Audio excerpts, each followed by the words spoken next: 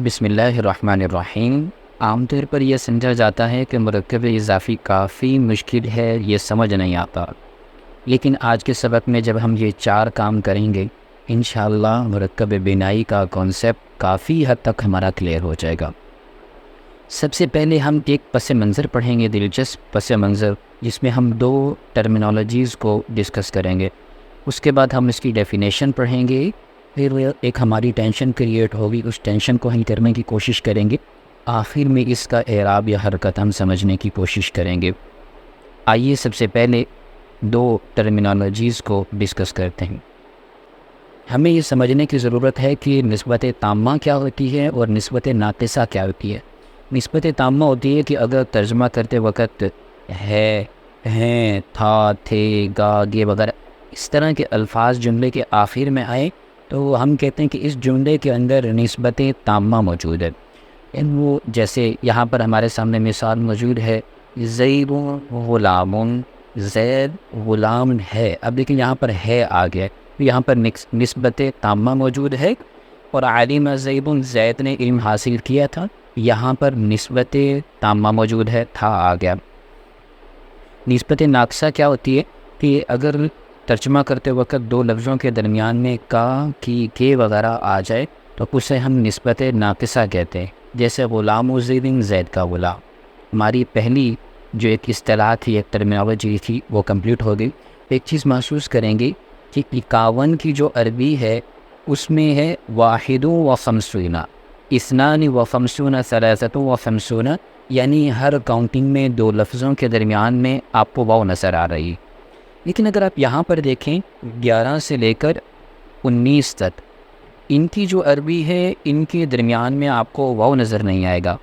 دیکھیں 11، 12، 13، درمیان میں واو موجود نہیں ہے۔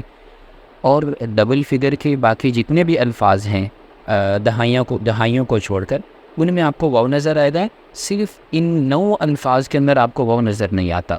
لیکن اہل علم کہتے ہیں کہ جس وقت ہم ان الفاظ کو بنا رہے تھے، جب ہم ان کی تعمیر کر رہے تھے، جب ان کو کریٹ کر رہے تھے، اس وقت ہم نے یہاں پر واو لگائی تھی، لیکن اب کہیں آگے پیچھے ہو گئی ہے۔ جیسے ہم کہتے ہیں نا، میں نے ابھی ادھر پین رکھا تھا، پتہ نہیں کدھر چلا گیا۔ تو اہل عرب کا بھی یہ ماننا ہے کہ جب ہم ان الفاظ کو کریٹ کر رہے تھے اس وقت یہاں پر ہم نے واو لگائی تھی، اب موجود نہیں ہے۔ اب ہماری جو 2 اصطلاحات تھی یا ٹرمینالوجی تھی وہ کمپلیٹ ہو گئی۔ آئیے اب ہم اس ڈیفینیشن کی طرف چلتے ہیں، ہمارا کام آسان ہو جائے گا۔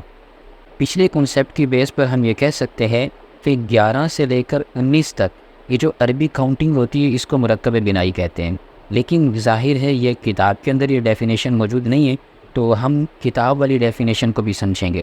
کتاب کی ڈیفینیشن میں آپ دیکھیں گے کہ 2 اسموں کو اکٹھا کیا گیا ہو، ملایا گیا ہو، لیکن بغیر نسبت کے، یعنی نہ تو اس میں نسبت تامہ موجود ہو اور نہ ہی نسبت ناقصہ موجود ہو، بغیر نسبت کے اکٹھا کیا جائے، اور جس وقت ان کو اکٹھا کیا جا رہا ہو اس وقت درمیان میں کوئی نہ کوئی حرف ہم نے شامل کیا ہو، اب وہ ہمیں نظر نہ آ رہا ہو۔ یہ درمیان میں آپ کو ایڈ کرنا پڑے گا کہ جب ان کو کریٹ کر رہے تھے تب درمیان میں ہم نے حرف ایڈ کیا تھا، اور اب ہمیں وہ حرف نظر نہ آ رہا ہو، تو ایسے مرکب کو مرکب بنائی کہتے ہیں۔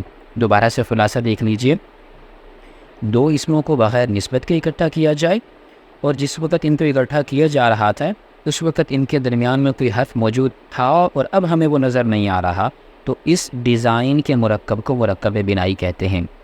اب اس کی مثال دیکھیے، اصل میں یہ لفظ تھا 11، لیکن درمیان کا جو واو تھا اسے حذف کر دیا، یا 1 تھا اور درمیان کا جو واو تھا اسے ڈیلیٹ کر دیا، اسے حذف کر دیا۔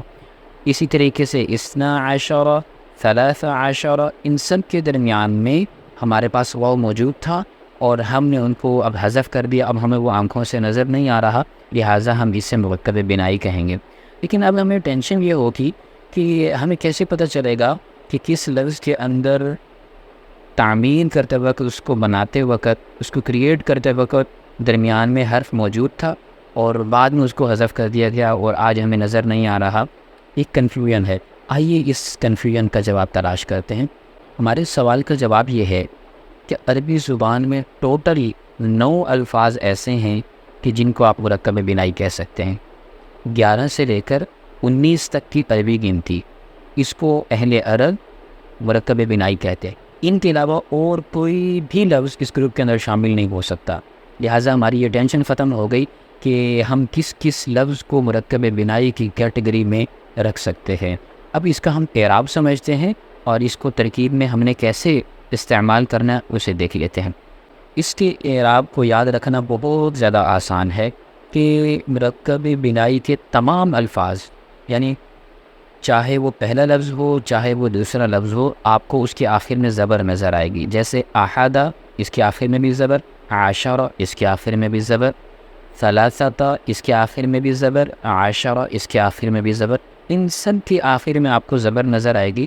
لیکن ایک جو یہ ریڈ کلر کا اس نا ہے، یہ کبھی آپ کو کسی اور ڈیزائن میں نظر آ سکتا ہے، باقی اس گروپ کے تمام الفاظ کے آخر میں آپ کو ہمیشہ جیسا بھی ماحول ہو آپ کو وہاں پر زبر نظر آئے گا، اس کی حالت چینج ہو سکتی ہے۔ آئیے اس کی ترکیب کو سمجھتے ہیں۔ اس کی ترکیب کرنے کے لیے ہمیں ایک چیز ذہن میں رکھنی پڑے گی کہ مرکب بنائی خود مکمل جملہ نہیں ہوتا، بلکہ یہ جملے کا ایک حصہ اور پارٹ بنتا ہے۔ آئیے اب اس کی ترکیب دیکھتے ہیں۔ جاء فعل ہے اور احد عشرہ یہ مرکب بنائی ہے، اور اگر آپ غور کریں تو یہ کاؤنٹنگ کا ایک لفظ ہے، گنتی کا ایک لفظ ہے، یہ ایک عدد ہے، اور احد عشرہ کو ہم عدد بنائیں گے اور رجلاً کو اس کا معدود بنائیں گے۔ معدود کا مطلب ہوتا ہے جس چیز کی کاؤنٹنگ بیان کی جا رہی ہو، جس کی گنتی بیان کی جا رہی ہو، تو عدد اپنے معدود سے مل کر فعل کا فاعل ہوا، فعل اپنے فاعل سے مل کر جملہ فعلیہ خبریہ ہوا۔ ایسے ہی یہ باقی تمام الفاظ بھی جملے کا کوئی نہ کوئی حصہ بنتے ہوئے نظر آئیں گے، خود یہ مکمل جملہ نہیں بن سکتے۔ امید ہے آپ کو سبق سمجھ میں آ گیا ہوگا۔ اللہ تعالی ہم سب کو سمجھنے کی توفیق عطا فرمائے۔